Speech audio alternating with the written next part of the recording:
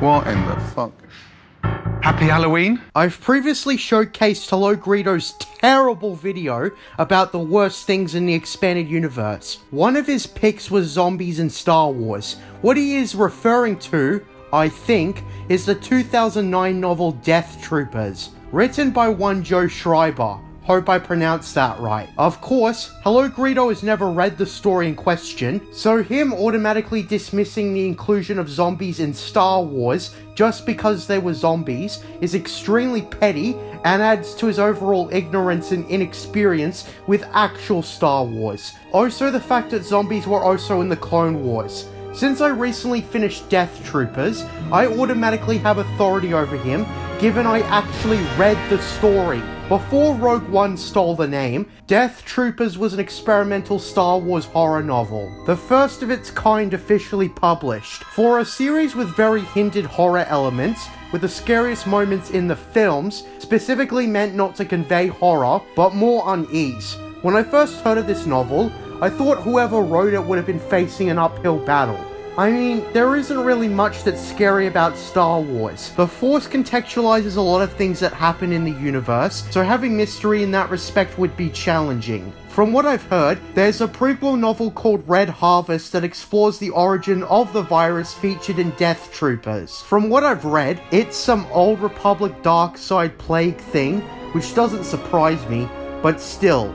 Death Troopers focuses on a prison transport known as the Purge that encounters an Imperial Star Destroyer on the long journey. Right off the bat, the setup kinda just feels generic. Coming across the wrong thing is a common trope in horror stories.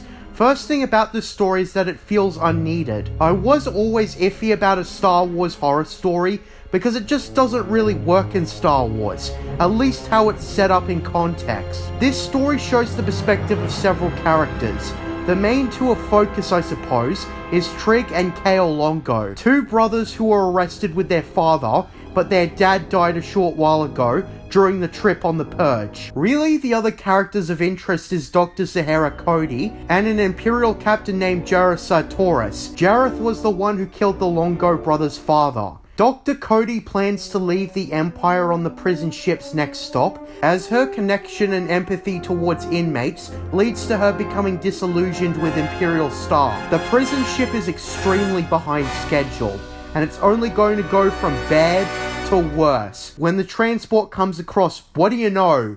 An Imperial Star Destroyer. They don't get much life scans in the ship, only a dozen at best, so what do? They board the damn ship. As soon as this happens, the zombie plague spreads across the prison ship, and most of everyone dies, except the characters in question. I thought it was sort of convenient that really those are the only characters being focused on. You might be telling me no shit, but what I mean is that the characters who prove immune to the plague happen to be significant in some way. It's strange that characters very closely connected to each other are the survivors at that. Jareth killed the father of the Longo brothers, so him being a survivor seems to be convenient. As well as this, Dr. Cody also survives and proves immune to the plague. Cody also encounters some blatant fan service in the form of Han Solo and Chewbacca, who are also inmates on the Purge. The Millennium Falcon was impounded, and now the duo are in this zombie nightmare horror story. Also extremely convenient that neither of them encounter any problems. I know they got plot armor, since this is set a year before A New Hope, but come on, I also don't know why exactly they're in this story. Is this something Han would have told to Luke, Leia, Orlando, or his children? I don't know. Also, since this is a zombie-oriented horror story, the zombies really aren't in it a lot. The story mostly consists of noises and dead silence, and empty rooms once infected rise up and become zombies. This stuff seems like an extremely tired trope gone wrong. Also, the gimmick, the zombies, should have been in it more, because it felt like the zombies were only in it when the plot dictated so. The original trilogy seemed like the wrong time frame to have a mini zombie apocalypse. To be honest, I think the setup should have been completely different. I don't have any ideas off the top of my head, because I kind of feel there was barely a foundation for all this. the novel does not utilize the Star Wars setting at all. It's just a generic zombie horror story. There's stuff from Star Wars in it, but it's more like just stuff that is mentioned. Also, the chapters were incredibly short. Tension is mostly meh, and it leads to a story that feels pointless. I said this was experimental, but instead of utilizing the universe to its full advantage, it just results in a mediocre, cliche horror story about zombies. Zombies are very oversaturated by now, but ignoring that, the story cannot hold its own. It's certainly an inoffensive novel in Star Wars Legends, but very generic, and not well thought out enough. The story was mostly the characters venturing around, finding a way to escape. I think the story would have been better if it was longer. A more intricate story, perhaps. Delving into the origins of the virus the story introduced would be a start. I mentioned there was a novel called Red Harvest, but scrap that. Relay all the information here.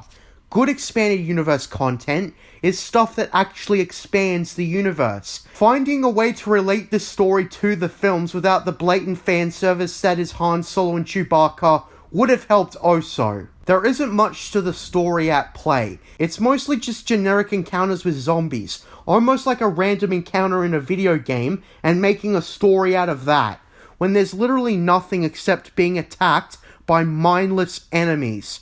It's hard to describe individual moments from each other, because they all blend in with each other. At the end of all of this, Kale Longo succumbs to the virus, and Jera Sartoris also dies, sacrificing his life for those who would end up surviving, proving his final act one of kindness, I suppose. Basically, at the end, there are only 4 survivors: Han, Chewie, Cody, and Trig. By the end of the story, I felt there wasn't really a point to any of this. The story is just wrapped up with Han telling Trig that he and Chewie need to find the Falcon, and they part ways. Trig and Cody go to the home of one of the prison guards, meeting his wife, and Cody relays a message her husband meant for her before succumbing to the plague. This story really disappointed me. This is probably the full-on miss novel that belongs to the expanded universe that I've read. I had my problems with Shatterpoint, but that was more of a story I lost track of due to its complex writing style, rather than it being bad. If I had to rank the Star Wars novels I've finished so far, Death Troopers would come in last place. This is far from the end of my Star Wars novel reading exploits, so there's other stories I need to read. But ignoring that, Death Troopers really didn't do it for me. It was underwhelming. To sum up its problems, it's basically a generic zombie horror story that went nowhere. I know a lot who told me about the novel really liked it, but I didn't, okay? I didn't hate it. It just felt uninspired and had no point to it. I know why the story was created, but the thing is, it didn't utilize the setting at all. This could take place in any other science fiction universe, and you wouldn't be able to tell the difference.